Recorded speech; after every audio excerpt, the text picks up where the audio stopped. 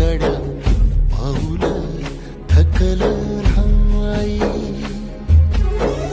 झालो बरबाद जरी बसला हाव उरी, कलेची आग सार जाळून बी जाईना.